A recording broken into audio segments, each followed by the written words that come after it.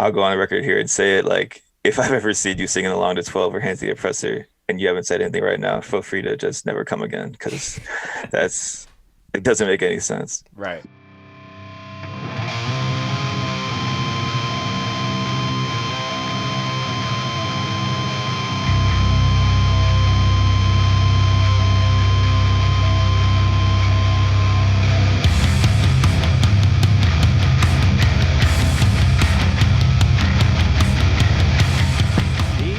It up because I forget that to do that so many times on past podcasts, and I'm trying to line it up. But yeah, thanks everyone for tuning in. Another episode of the Scoped Exposure podcast. I am super excited to be sitting down with Jordan of the band Kharma. Thanks for coming on the show. Of course, dude. What's up? Yeah. Major. Oh, you got a little buzz. Yeah, let me turn that down real quick. No, that's all good. I should probably throw my phone on Do Not Disturb as well. But shout out to Noah, homie out in Louisville, for recommending us to kind of jam together. And I'm super glad when people are able to kind of direct those things. But obviously, Noah's a good dude. Yeah, and obviously, as far as the day of recording this, depending if someone's listening to this in 5 years or whatever it is. Yeah, of course. George Floyd being murdered by 4 police officers has sparked a revolution around the country. 100%.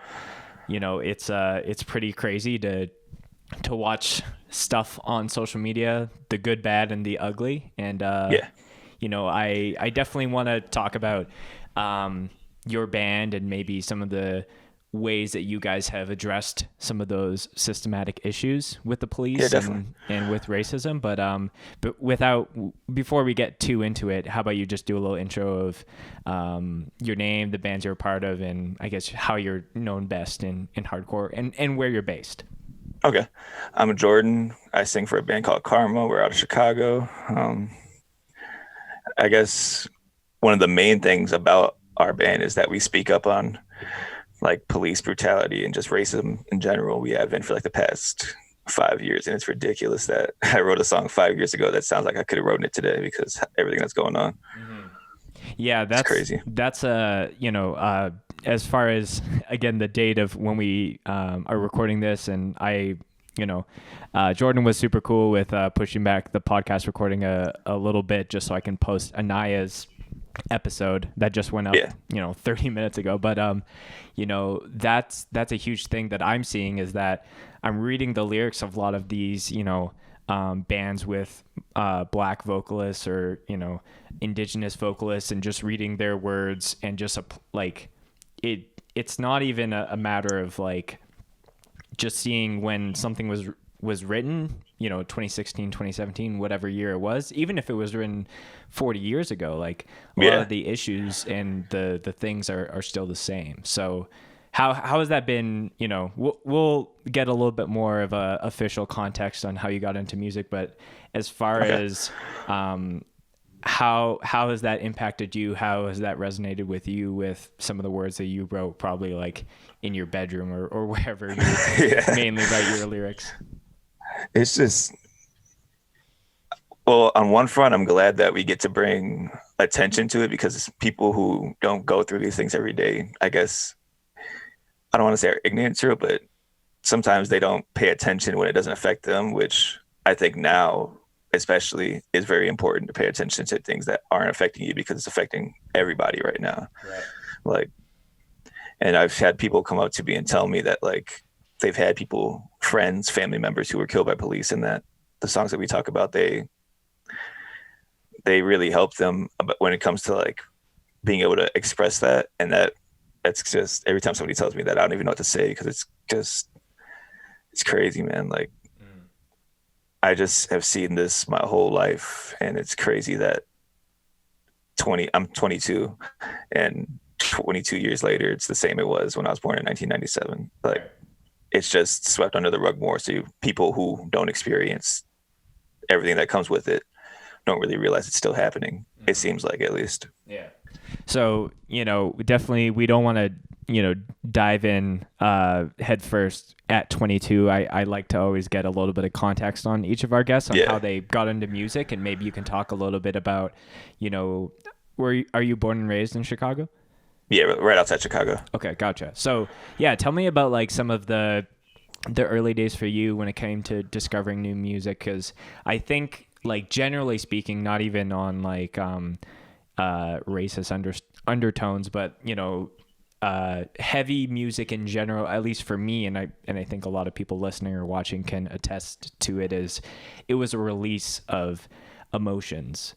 Yeah, for me, definitely. or a music where it was almost encouraged to it's okay to be angry, it's okay to be sad, it's okay to whatever it is, and using that as a tool to work through those things. So again, I'm blabbering on, so how about you tell me about some of those early years when it came to discovering music and just growing up in Chicago in general. Okay, so the first time I was like introduced to any heavy music in general, my cousin, her boyfriend at the time, was in like a metalcore band, and she took me to one of his shows, and I was like, what the hell's going on here? Like, it was a culture shock, but right. I was into it. So since then, I like, the first band I really listened to was like, I'd obviously heard like Slipknot and stuff on the radio, but like they were the first band that I saw, like my cousin's ex's band. They were just like, it was the first experience live seeing any type of heavy music, and that really like threw me right into the fire, I guess you could say. And right. Like from there, I picked up playing bass like a few weeks after, and I did my what was it, 6th grade, 7th grade? I don't know. Time's a blur. Right. 7th grade talent show maybe. I played Psychosocial by Slipknot with one of my boys. Like that's the first experience I had playing music, and from there, I just was obsessed with it. I've been playing in bands since I was in 7th grade. So like, I started off in more like the broad, like just metal thing, scream, because that was just, it's like, from an outside perspective, the easiest thing to get exposed to. But as I delved deeper, I think the first like hardcore band I saw was Terror. And once I saw Terror, it was over with. It was, and then I saw a band from Chicago called Bitter Thoughts. They played like a 2-minute walk from my house. There was like a local show, and I had heard of them because like I looked their band up on the flyer, but when I saw them, I was like, oh, this is it. Like that Bitter Thoughts, a lot of them are my friends now, but that was a band I looked up to when I was coming up. Like that's a band that I don't think gets enough due in like outside of Chicago, at least. But yeah, from there, that was probably my freshman or 8th grade year when I saw them. And then I just played in a bunch of bands since then. But the first band that really kicked off was Kharma. We started when we were all seniors. And then, yeah, I've just been in Kharma since then. Yeah, and it's been just off to the races. Yeah, it's been probably like 5 years, yeah, I'd say. Yeah. And I don't know if this is necessarily a stretch, but like, again, I want to make sure we can unpack everything in its proper way, but like that was a huge thing for me too, like hearing loud, aggressive music, whether it was metal, metalcore, hardcore, and then being able to see that in a live setting in such a local way, like having that realization, like, wow, this can happen like a 20-minute drive away from my house versus, this unattainable, like Slipknot level exactly. kind of show. But, just as you were saying that, it made me think of like, this whole revolution that's happening and the ability that things that people can capture and document and ultimately have evidence against police and things that are happening around the world. I'm sure even like back like 5 years ago, if like that ability wouldn't be there, and definitely. A lot of people might just think, oh, I live in New York or LA or Chicago or wherever it is, and they only think that happens in their own backyard, so to speak. It seems like even now, some people don't really understand the scope of it, that it happens everywhere. Like, there's a lot of people who will just kind of overlook it if it's not happening near them. And I think right now, I mean, there's protests in every 50 state.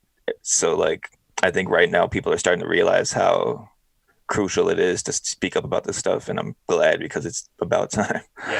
Yeah, and it's like, even for, I'm up here in Canada, and like, there's a number of people who are like, oh, I'm so glad I live up here and we don't have racism. And it's like, we have stuff happening, like, and systematically, like, and historically, like, Canada is known for oppressing like people of color as an umbrella term, but largely Indigenous folks. People who, who own this land that we all live on. So it's just crazy that people aren't able to, look in the mirror and see the sty in their own eye. Yeah, definitely. Yeah. And it's sometimes I feel like it's not even just aren't able to, it's just they want to stay in under their like cloak of invisibility, or just like they just want to stay blind to it. Mm-hmm. Yeah, ignorance is bliss, I think, is the, exactly. the saying there. But no, it's super crucial. But maybe we can kind of shift to Kharma, because that was something that was like really early on for you, it sounds like. So tell me about, were you guys always like, we're going to be a band that's going to speak out about this, or were there any moments of you growing up where that like really affected you, or like, this is something I'm going to scream my lungs about? I think it's just always something I've kind of been like, I've just always seen happening because I'm half black and half white. So like I've seen it my whole life. And I think the first time that I really like felt I needed to take a stand was when Trayvon Martin died. That there was I was a freshman, I think. It had to be. Yeah, I don't know. Times would blur, like I said before. But the first time I really like saw anything like that was when Trayvon Martin died. The whole school had like a walkout. Everybody walked out of class, and that was the first time I saw like, wow, there's power in numbers. People need to speak up about this stuff. And being young, it's hard to kind of grasp that scope. But that was the first time that really clicked in my head. Like, if you speak up about it, maybe something can happen. And obviously, in that case, it didn't really work out that way. But it still feels important to me from then to now. Like, it's just something that I've always felt the need to speak up on. And that's why I have multiple songs that have written about it. Yeah, I went to that, I guess your guys' most recent release, and just was reading the lyrics of Hands of the Oppressor. That was the main song that I was looking in. Do you have like a favorite line of that? Just if someone maybe doesn't know your band and you want to kind of share a lyric of that to kind of give some perspective. Well, I'm not trying to put you on the spot to be like, how much do you actually know your Kharma lyrics? Oh, I know. I'm just trying to think like the best, like, for somebody who doesn't know the context of it. You feel me? Yeah. Well, there's one line where the last line of a song is "A closed casket isn't enough." In a song we wrote on our first record called 12, the line that everybody sticks to in that song is "Closed casket for a crooked cop." And I wrote that when I was like 18, and when I wrote Hands of the Oppressor, I kind of like thought on it deeper, and the line "A closed casket isn't enough" kind of has like a multifaceted meaning. So like one end you could be like, a closed casket isn't enough, you need to be thrown 32 feet deep and lit on fire. But like the deeper meaning to it, to me, is that like, just because that one cop gets what he deserves doesn't mean the system's going to change. And I think that's the more important thing to this, is that just because the 4 police that ended up killing George Floyd got arrested and charged doesn't mean, 1, they're going to get put away, and 2, Breonna Taylor just got killed in Louisville a month ago by police who went into her house on a no-knock warrant and shot her in her sleep, and they were at the wrong house. So like, it's not just a case-by-case thing, it's the whole system. And that's what I think. I think that's the standout line from that song, because I think that's the most important thing to take away from it, is that the whole system is a problem, not just cop by cop. Yeah. And that's something even outside of this whole main topic that we're covering, but like, I love when vocalists or lyricists, or can connect kind of like little bridges between certain songs when it kind of connects the two. So first off, I think that's sick. So, but secondly, I do think that it is important because when you write lyrics down on paper, you know, you evolve over time, you write about new stuff, and you're able to see things even in a different light. You know, whether the subject becomes more, like you said, deeper, like you understand it more versus trying to like, I don't know, write something that's just like hard hitting, but like still important. So yeah, I think that's really interesting. Have there been like, something I've been thinking about too, and I'm curious what your take on this is do you think a lot of hardcore bands overall, like once, you know, people are writing a lot of music while being like under quarantine, but do you think a lot of people are gonna, like, there was already bands writing a lot about like the police and police brutality and racism and things like that. Do you think there's going to be this stir of more of that, or is it just going to be like deeper rooted of a stance against that? I kind of have two thoughts on that. So on one account, I hope that people who really are about that, like that really mean that, are writing music about it. But I don't want people to just see it as the hot topic and try to benefit off of that, because it seems like a lot of people are kind of just taking advantage of what's happening for their own use, and that's ridiculous. That's just so corny. But if people really believe what they're saying, then I'm all for people speaking up about it. And I think in general, I think that the whole scene right now has shown a very united stance on this, and that is awesome to me, because I've seen so many bands putting up benefit shirts, or just like, I know Flat Spot just put up a test press raffle, and I've seen this, every label I've seen doing things to benefit the protesters, if it's like donating to Black Lives Matter, to any of the bond funds, anything like that. So I think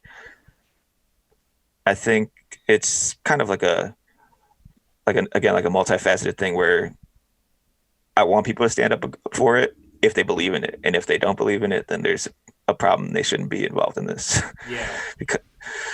It's definitely like, you know, like it's eye-opening in a sense where there are, I think Aaron from Jesus Peace tweeted something to the effect of, you know, how could you go, like, imagine, you know, singing about fuck the police and like being anti-racist at a show and like piling on your friends and being unified in that sense. And then when it's actually time to like step up and communicate and stand united and stand in solidarity, everyone gets really quiet. That's something I'll go on the record here and say it. Like, if I've ever seen you singing along to 12 or Hands the Oppressor and you haven't said anything right now, feel free to just never come again, because it doesn't make any sense. Right. You can't be one or the other. You can't be like, it just doesn't make sense. Yeah. And, you know, like I totally agree. I really love, you know, I think it's easy to kind of see the I guess the small voids in maybe the hardcore scene where people aren't standing and speaking out or using their platforms to do this. But I am overall stoked on the fact, for lack of a better term, stoked that, you know, bands, record labels, people are like collaborating together to, like, I think I saw I think it's Vincent from the Acacia Strain. They were like, I had this like stage banner sitting in my garage for 4 years. Like, if like being creative, if like in the sense of like, this has some value to some people, it might just be sitting in on my shelf, but you know, bringing some awareness to that and raising money and donating that is huge. Definitely. Oh, sorry. I thought you were going to go. No, I was waiting for you. But you had something to say. So, you know, in Chicago, tell me about, I'm not sure if you're going on the streets or if you're, you know, how you're necessarily doing your protesting, because there's multiple facets of that. There's people who are on the on the ground, people are online. Tell me about, what the overall vibe of the city is there, because I think it's important for people to understand this isn't just like a Minneapolis thing. It's happening it's all everywhere. around the world. Yeah. So I live like 20 miles outside of the city, so I haven't been to any of the protests in the city itself, but there's been a bunch of protests in my town, like right by my house, and there's another one on Saturday. But as from Kharma, we put up some shirts for originally it was for the Chicago bond fund, but they posted on their website saying they already made 2.5 million in the past few days, which is amazing. So we're actually going to donate it to Black Lives Matter Chicago, and we've made a good amount to donate. We're donating all the proceeds from it. I think we've sold, at last I checked, we had like 100 shirts sold in like 2 days, which is awesome. I'm really glad that we get to donate and do our part there. And then I know our old drummer Nivik, he's been at the protests in Chicago, and then our new drummer Bryce, he's like down in Louisiana right now with his mom, but I'm not sure exactly what he's doing. But it's just, we're all doing our part. I think it's important to say that, like, even if you aren't out on the streets, you need to do something, because obviously it's important to have people on the front lines. But if people have like health problems or stuff like that, I don't think just because you think, I'm not going to go protest, that doesn't mean you have like get off scot-free. You have to do something. Like this is important. There's so many ways to help. Like even before we put the benefit shirts up, we donated 300 to the Chicago Bun Fund, because like we had just put up some pre-orders for some crew necks, and I just didn't feel right to just have all that money sitting around without doing something. So on top of the fact that we put up shirts specifically for it, like I just felt the need that we needed to do something as a band because this is like really important to me. And it's awesome to see that. I don't know how much it's actually changing right now, but I think it's starting to go to the way where it is going to change. And so speaking on like money overall, because like I think it's every dollar counts. It's insane to see. Like I'm really excited to see like the infographics and the stats of like how much money was raised by the people to like make sure people were getting out of police custody, supporting, like having tents with water and supplies and things like that. Like if someone, like I really hope someone is going out of their way to pull all those stats together to show the strength of what the people are like let alone in numbers physically, but also in dollars. Yeah, because that's important too, because I think money talks realistically in our society. So if people are going out of their way to donate, that's just as important, because I think as much as protesting helps, I think it's hard to get through to the people in power without money, unfortunately. Yeah, and the current person in power is doing jack all to like financially, or he's actively on the other side. I'm excited to see that guy out of office. But I hope so, man. I really hope so. But what I was trying to get to is just like a lot of people are saying like defund the police is like a big thing that people are talking about right now. And I think there are some people who immediately think we are taking the current police budget, which per city is like an obscene number. I think it was like 1.87 million for Chicago billion for Chicago last year. Yeah, with a B, which is for the people in the back. Yeah, exactly. But that isn't taking that number and zeroing it out specifically, but reallocating those funds to like social programs, creating jobs that are for people that de-escalate situations versus escalate. Exactly. Yeah. What do you think? Like I've seen a number of things over the past few days where it's just talking about like one suit of riot gear can like get the PPE for like people on the front lines in hospitals and stuff like 50 times. So which is insane. Like I'm not sure yeah, what your thoughts are on the money side of things, as far as like should the system as a police just be zeroed out? Should it be very minimal, so it's like, cops don't have firearms and assault rifles? And just curious on your thoughts on that.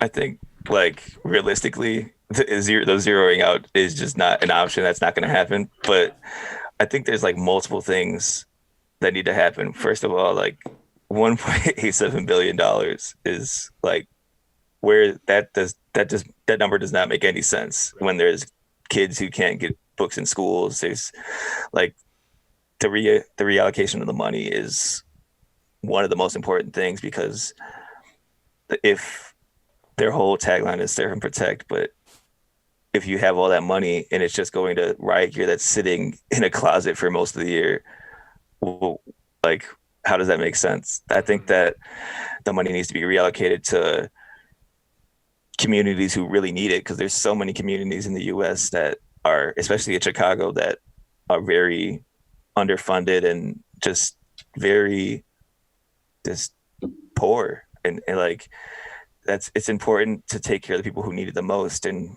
the police are not the people who need it the most right now.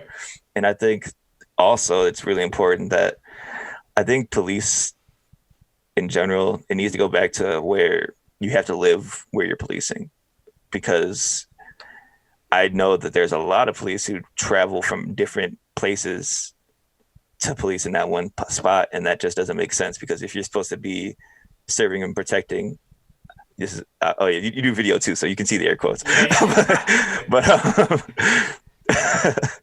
But we're serving and protect covered. But you were saying. But if you're supposed to serve and protect the community, it needs to be your community. You need to understand what's happening in that community, because if you don't understand, because one, there's too many people who have never who have grown up in communities where like it's a small town and there's not many minorities, and then they go get put into Chicago where it's very minority heavy and they have bias immediately. That just makes zero sense. Like, I think. Yeah, I never thought of it that way, that it's like there are cops who are on a certain force that aren't even in that city or district or whatever it is. But yeah, like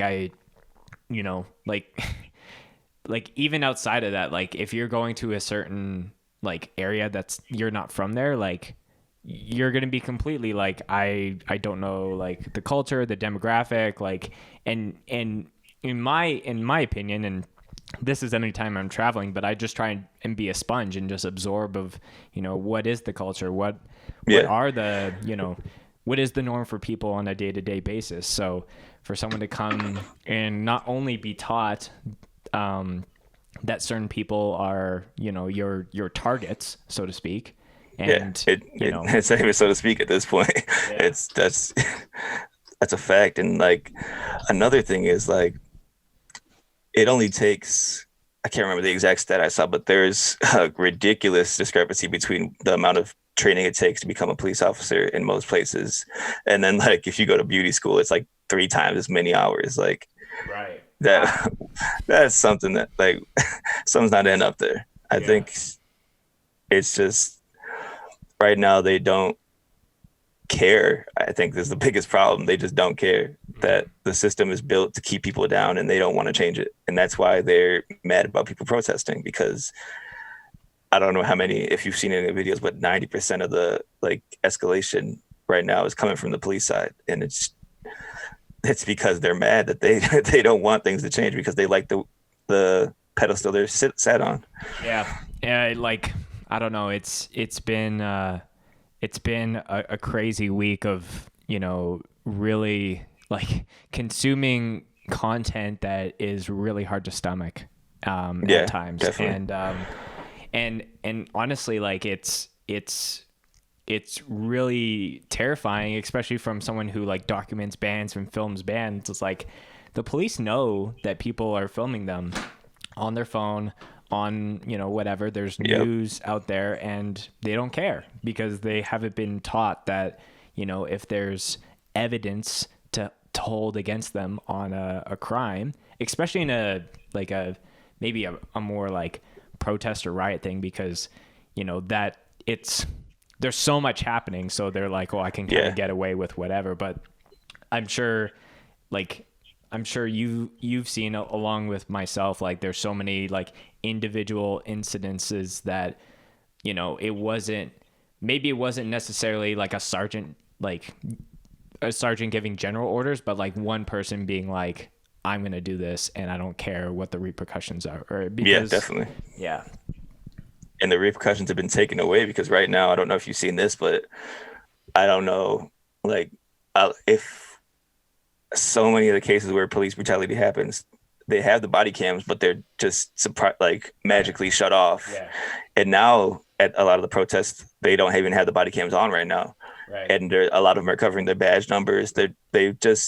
Which there's no accountability right now. And that's the problem. Yeah. Because they know that they can get away with it. Or they think they can, at least. Yeah. It's truly, because that's the thing. It's like, I'm sure you've seen the video of the New York Police Department pushing those cars into the protesters, and like on CNN, like they cut right before they like hit the gas, and I'm like, how can you watch the news and be like, oh, like that just like it wasn't even like a fade, it was just like a hard cut. And so there's so many things from my end that I have, like, obviously, like, shout out to all the people who are like, out there, documenting certain things. But even if you're working at CNN and you don't have a certain, like, even if you have a certain mindset and you're being told by your boss that it's like, oh, this is too graphic, we can't show this. Like, that's so messed up. But that's what happens like, every day on the media when it comes to this stuff.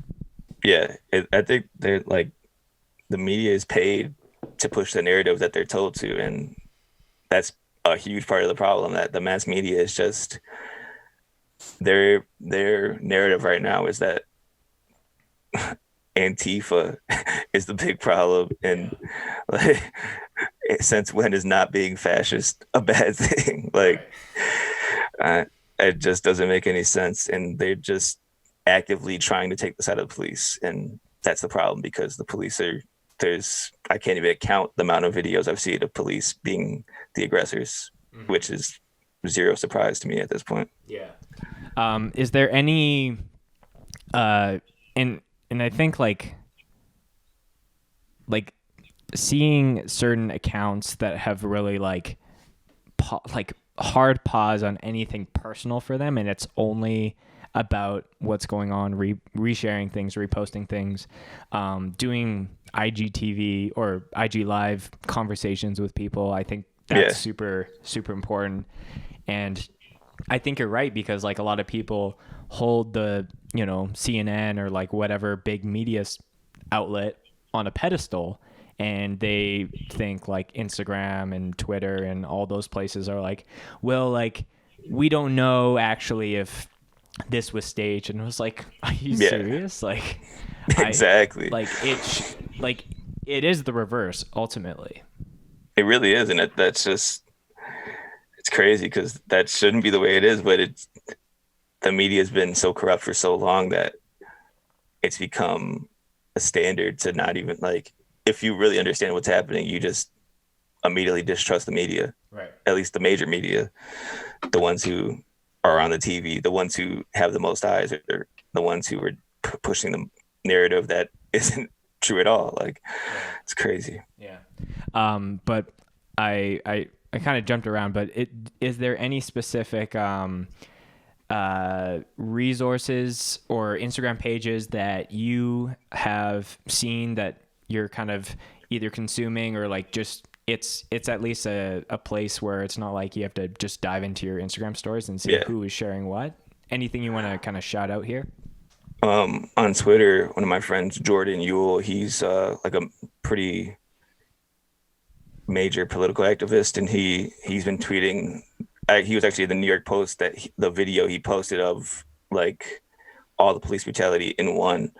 So he's been posting like updates on all the videos he's been getting sent. So his Twitter is at Jordan UHL. And if you don't believe, if for some reason you're consuming this and you don't believe what we're saying, go there. Or if you want to show parents, coworkers, people who don't understand the scope of things that's happening, go there. And he's been posting. He has a thread of like 5 videos now where it's like minute-long videos, maybe 2 minutes long, of like everything that's happening around the whole country.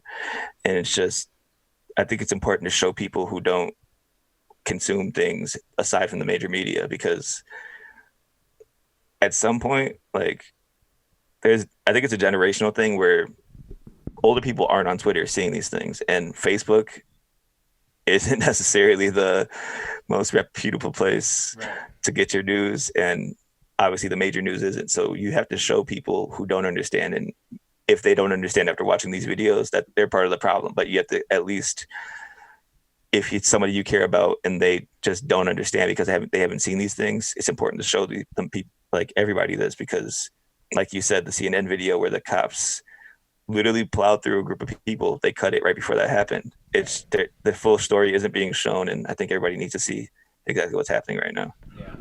Yeah, and I'm having flashbacks to my conversation with Anaya yesterday, but having the courage and really putting the effort into trying to pull out the weeds of like racist thinking, whether that's in your family circle or your work circle or whatever it is, like it's not easy to like look someone in the eyes and being like, to say the R word, so to speak. But because anyone who's called that, like, immediately goes on the defense, right? Yeah. So, it takes a lot of courage to, try and, pull someone through that versus just throwing the middle finger at them. But, like it's real work that we should be doing now and into the years and months after this event, because the bailout funds are going to eventually go away. The hashtags are going to, decrease in frequency. But the conversation needs to continually happen.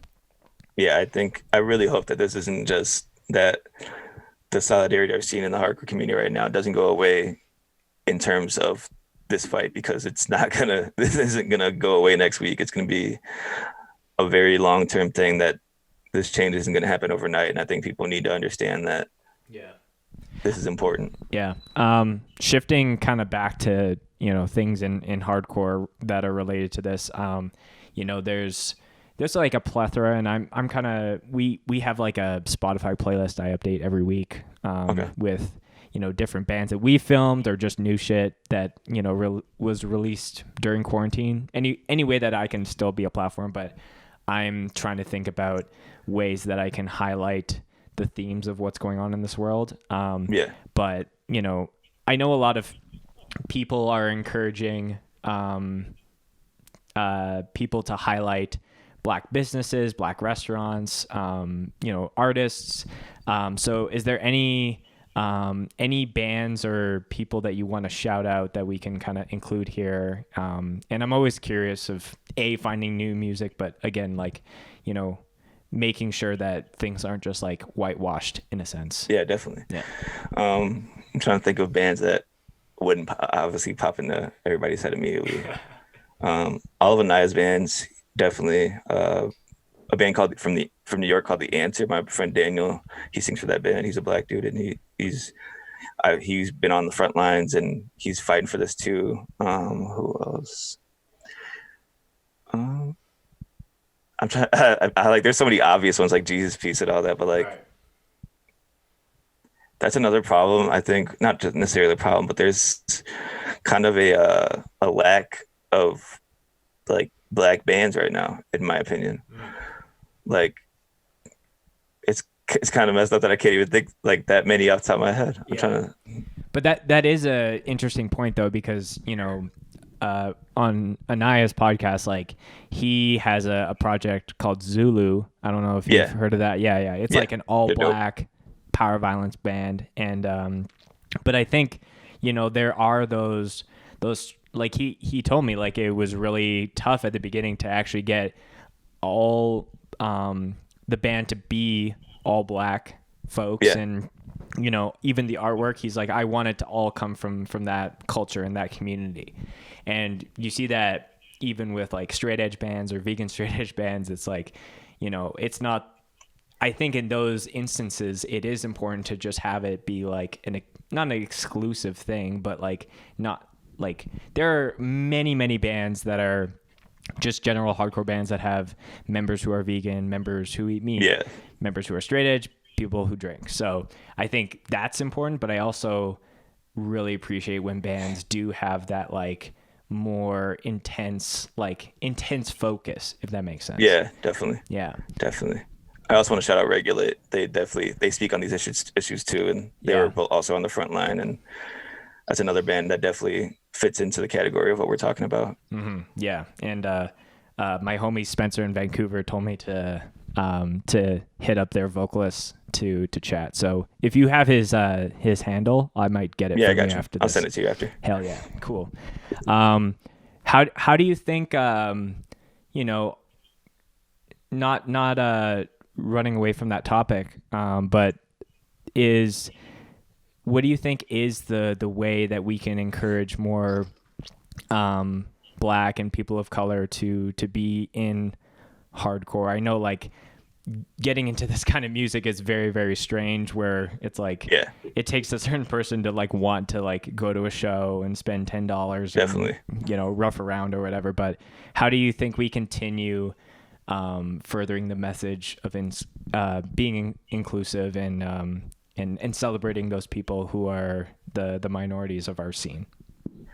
I think it's just a thing of where you just have to show people that this is an inclusive place, because a lot of the view of it is it's just not a very inclusive scene, but it really is. And I think it's just a problem where people don't really understand how inclusive it's supposed to be and how inclusive it is. And I think if you got to go out of your way to show people what it actually is about and what it is, more people will, that are like of people of color, that will want to be interested into this. Because I don't know, it's, now that I'm thinking about it, there's not too many Black people in the Chicago scene right now that off the top of my head. And that's crazy to me.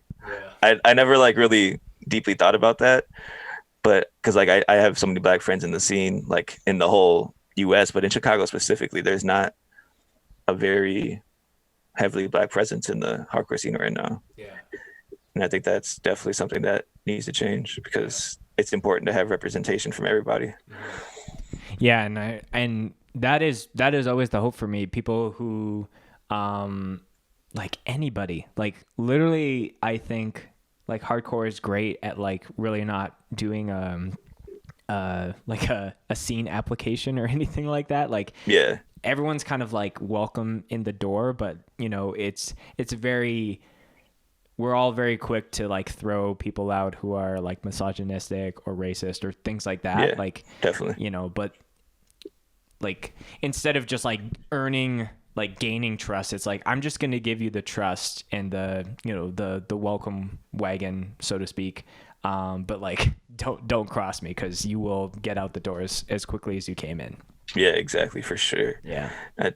I think it's also important that just because there's not a lot of Black people in bands right now, there's a lot in the scene that are involved in other ways that are just like moshing, and just support is just as important. Yeah. Because like, yeah, I think that's just as important. Like starting a zine, starting a label, just supporting bands. That's just as important as being in a band, because not everybody has musical ability. Right. Yeah. No, that's actually a really great point. Is like it goes the same with like females in the scene. Like not every girl has had a history of like, oh, I played the guitar in high school. Like, but you know, being able to welcome them in, celebrating girls or even people who are non-binary who are starting shows, taking photos. That's just as important. Just as important for sure.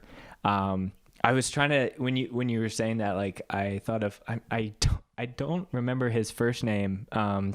He's like big in the Philadelphia hardcore scene. I think his like Instagram is Silverback or something. Oh, Corey. Yeah, Corey. He's like he's probably one of the hardest moshers I've ever seen. Also getting booted like WWE style by Aaron in Japan. That meme is like That's so great. Yeah, it's hilarious. Yeah. No, I think, like you said, like having just creating space, and that's the thing that I love about hardcore is like everything is attainable. Like you don't necessarily need to, you know, prove yourself to like start booking shows. You can literally just start booking shows and ask questions, and 9 times out of 10 people are gonna be by your side to help you achieve that. Yeah, everybody wants to go to a show. Yeah. Especially now, man. Yeah. I'm dying. Yeah. I have thought about that a lot, honestly, is like how many shows in another timeline would happen to help raise money in addition to what's going on. But, you know, that's a weird thing. Here's a question. Do you think the protesting and the raising money, how do you think this, like, what's happening in the world would be different if we weren't in like a global pandemic? And you know, do you think it would be better, worse, the same, just different? I think it's kind of like 50-50, honestly, because as far as raising money goes, it could for sure be better. Sure. Like it could for sure have more options of ways that people could raise money, but also a lot of people are unemployed right now because of the pandemic, so that might like affect the turnout of all the protests. So I think it's kind of a 50-50 thing where it's kind of hard to tell if we were in just like a non-COVID world, what the difference would be and how the I guess the outreach and support of this would be. Yeah, because I totally agree with you, actually. Like, you know, I do think that the turnouts might be on the lower side, like attendance wise, just because people are like it honestly would be interesting, because if you're going to work and you have a protest and your boss is like, well, like, I don't know, and then you're like, well, fuck you, I'm not working here anymore. Like that could be a real reality if, again, we're in different timelines. I'm always obsessed with that like Community episode where they all have like the 6 or 7 different timelines of like who answers the door. So yeah. Cool, Jordan. Well, I guess we should start kind of wrapping up here. Is there any parting words that you kind of want to share with people kind of who are either on the fence about like, well, like I am seeing stuff, but I don't think all cops suck? Is there any resources or funds that you want to shout out here kind of before we wrap up? Okay, so if you're seeing all this stuff and you don't think the police are the problem, then you're the problem. And I don't know what else to say about that. But funds, there's a lot of funds in Chicago specifically that, well, not, I guess some of it is Chicago specific, but there's a bunch everywhere. The Chicago Bond Fund, like I mentioned earlier, Black Lives Matter Chicago, Reclaim the Block is more of like a nationwide thing. What is it called? The Chicago Freedom School. I think it's chicagofreedomschool.org. It's not really necessarily about like the protests and everything, but it's just like a thing to help Black Chicago right now, because I think it's important to, even after these protests stop, that the communities still need help. And I think that's really important. Just to get her out to everybody. And I just think there's so many ways that you can donate right now that if you really want to, you could find something for your specific community to help. So 100%. I think it's important to donate to places where you see need help, but also give back to your community too, because if you help, like, you can only help somewhere else so much. And if where you're living is still part of the problem, then that's just kind of counterproductive. Not counterproductive because it's still important, but I think both are equally important. Yeah, 100%. Awesome. Well, Jordan, this has been a lovely conversation. I definitely appreciate your time and your perspective and, you know, your words. How can people keep up with you on social media? Where can people check out your music if they want to, you know, read some lyrics and, you know, dive deep into that? Anything you want to tag here? I'm on Instagram and Twitter at Burning Hammered with the ED at the end. It doesn't really come across when I say that, but it's hammered with like an ED. And then Kharma's on Twitter and Instagram at Kharma Kharma. I always spell that wrong whenever I say it out loud. MWHC. And then, yeah, we're on Spotify, everything. I think if you really want to delve deeper into my thoughts on the subject, go listen to the songs 12 and Hands the Oppressor, because I'm a lot more, I don't know where to say it. I explain better in lyrics than I do in conversation. Yeah. But yeah, we have a new record coming eventually. Yeah. And we'll be talking about this type of stuff on that too. Yeah. So I'm very excited for that. I'm sure there'll be plenty of good samples to choose to reinforce those lyrics that you will write and that music. Yeah. So it's already recorded actually. But. Oh, hell yeah. Well, yeah, a little music drop as well. So that's sick. Again, Jordan, I appreciate you coming on the podcast. Definitely, man. Appreciate you.